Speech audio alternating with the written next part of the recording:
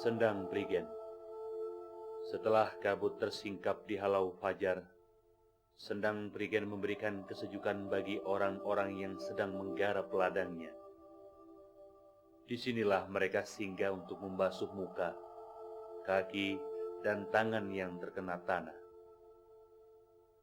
Anak-anak juga tak terkecuali sering menjadikan Sendang Prigen sebagai tempat bermain dan bersunyi.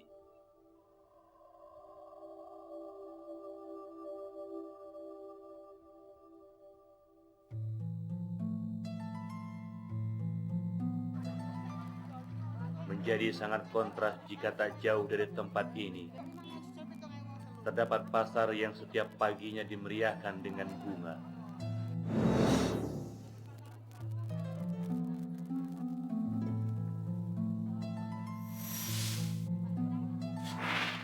Orang-orang saling bersapa dalam bahasa jual beli. Jika pagi dimeriahkan dengan bunga wangi aneka rupa, maka di malam harinya banyak bunga-bunga beraroma parfum yang siap menjerat setiap lelaki yang datang.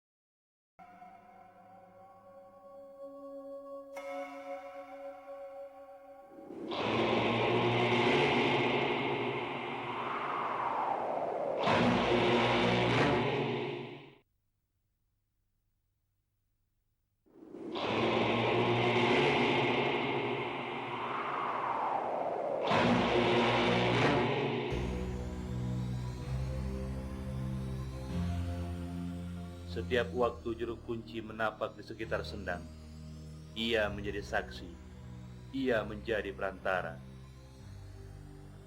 Dalam keriput wajah yang tua tergambar berbagai kisah dari orang-orang yang datang.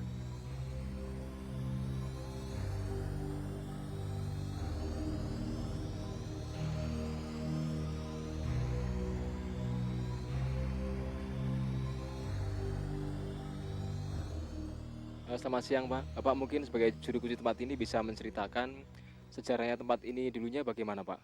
Dulu-dulunya tuh begini, ya. Ini namanya kan Sendang Prigi.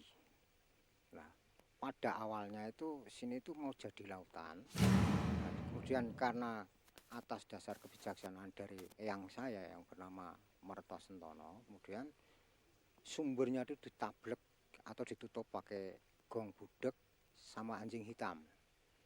Nah, setelah itu bisa diatasi, kemudian hanya terwujud satu sendang saja. Jadi awal mulanya yang mengelola itu adalah Mbah Buyut saya yang bernama Mertosentono. Sehingga yang jaga sini itu kalau sama mbah saya itu bisa komunikasi langsung. Bisa komunikasi langsung. Dan yang jaga sini, yang Mbah Rekso sini itu namanya Bandum Rekso. Saya dengar juga ada orang yang katanya mencari pesugihan di sini ya. Ada beberapa orang, ya banyak orang. Ya, mencari pesugihan ke sini. Nah, kadang-kadang saya itu enggak bisa apa-apa. Setiap orang bisa mengharap, namun tidak ada yang bisa menentukan secara pasti kebenaran datangnya rezeki setelah ritual dilakukan.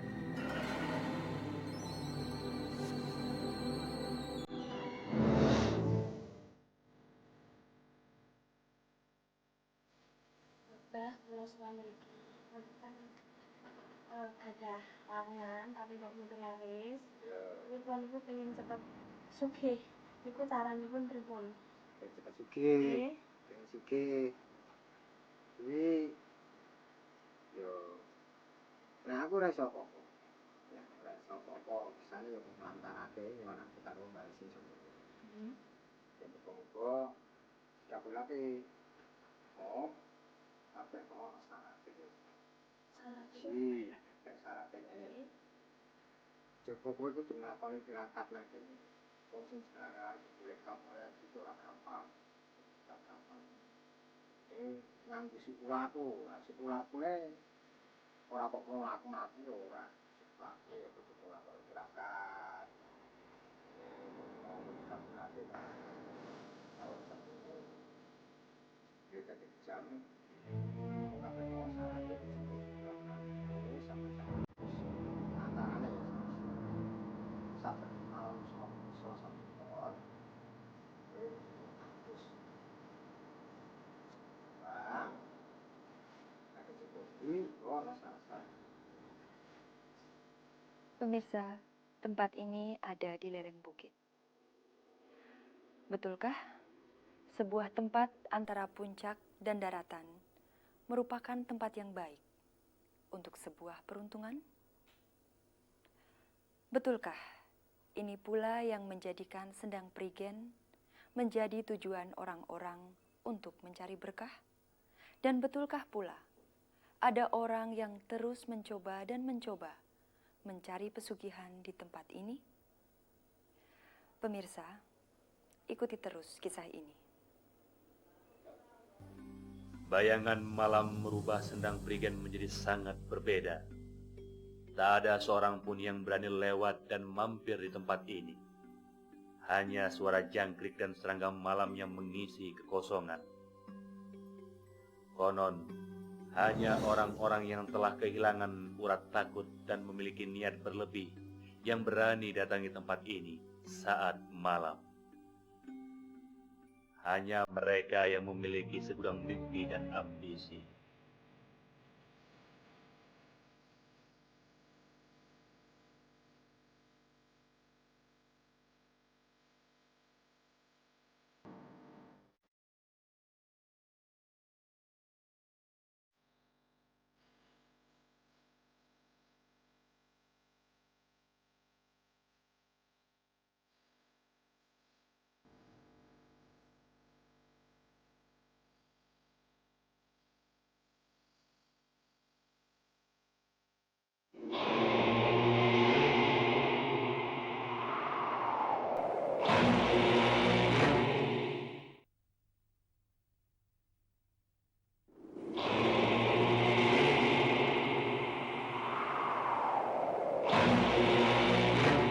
Kalau misalnya ada orang kesini mencari pesugihan, Bapak memberikan nasihat nggak bahwa nantinya mungkin ada suatu hal yang beresiko gitu? Ya, mesti saya terangkan, sekaligus saya terangkan. Saya terangkan bahwa nanti kalau ada korbannya, ada resikonya, ya mau tidak mau saya tidak mau nanggung. Ini saya tidak mau nanggung, ya biar ditanggung bagi pihak yang berkepentingan. Ya, kalau saya di sini kan status saya cuma ngelantarke nggih, cuma ngelantarke nyuwanke sama Mbak Isi.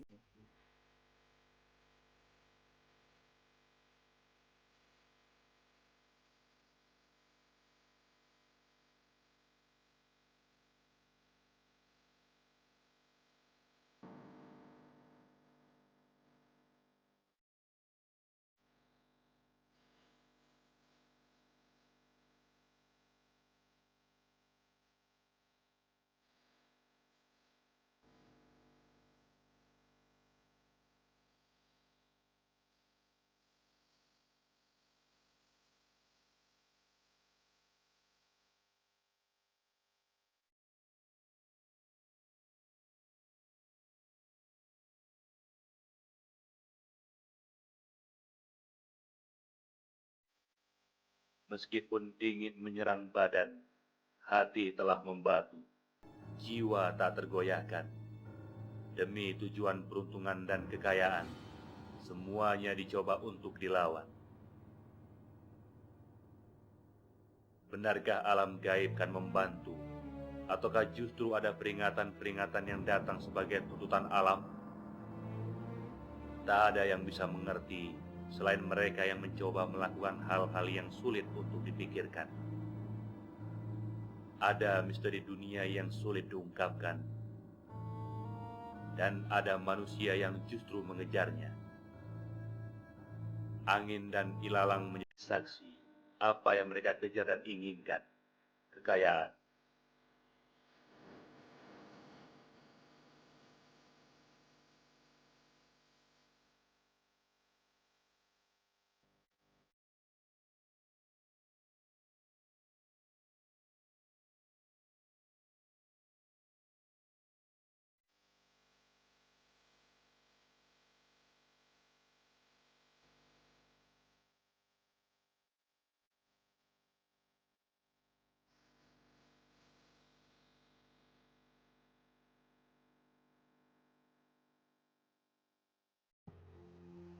Saat rezeki datang bertubi, seseorang kadang tak mampu menutupi kebanggaan hatinya. Ia begitu terpesona dan silau. Mata dan hatinya telah tertutupi nafsu keserakahan. Inilah sebuah godaan.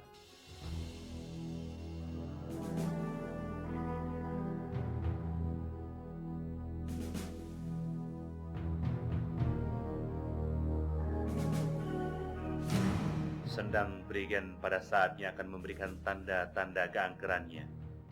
Semua yang didapatkan dari tempat ini tidaklah cuma-cuma.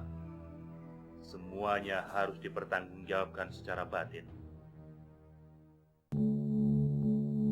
Kelobaan atas harta yang tak terkendali pada akhirnya akan menimbulkan perilaku yang tak bisa disangka. Kesadaran hidup makin lama makin menipis. Ia seakan hidup di antara dua dunia, mistik dan realitas saling bertindih.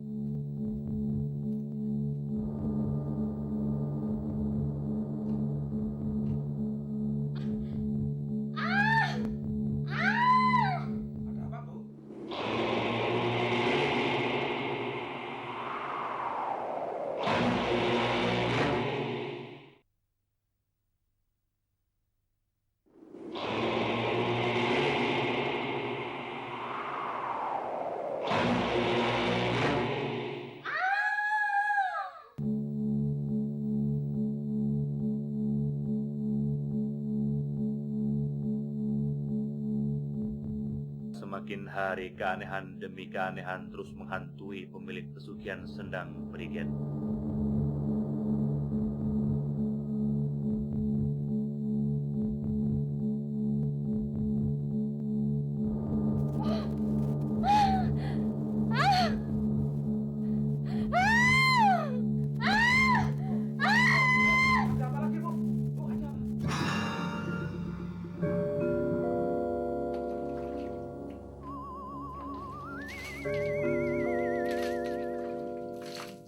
Kemanapun ia melangkah, bayang-bayang Sendang Prigen selalu hadir. Sendang Prigen seakan terus mengepungnya hingga ia merasa terjepit dan tak ada lagi tempat untuk lari dan sembunyi.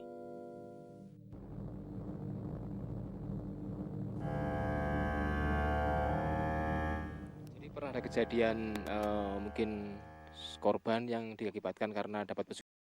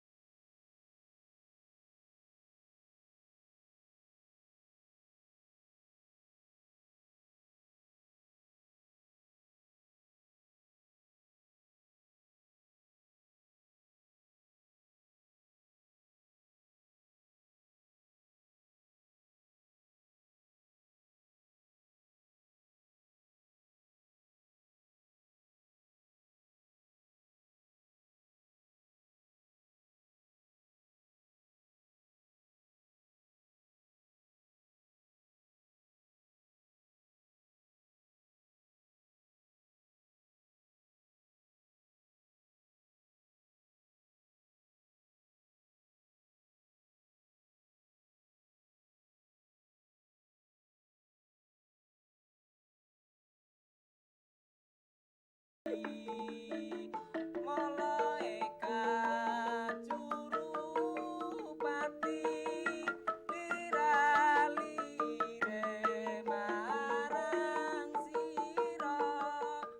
pemirsa Antv yang berbahagia, yang dimuliakan Allah, saya sebagai seorang muslim menganjurkan kepada bapak-bapak yang kebetulan sudah terlibat dalam hal-hal yang mencari jalan pintas untuk mendapatkan kekayaan.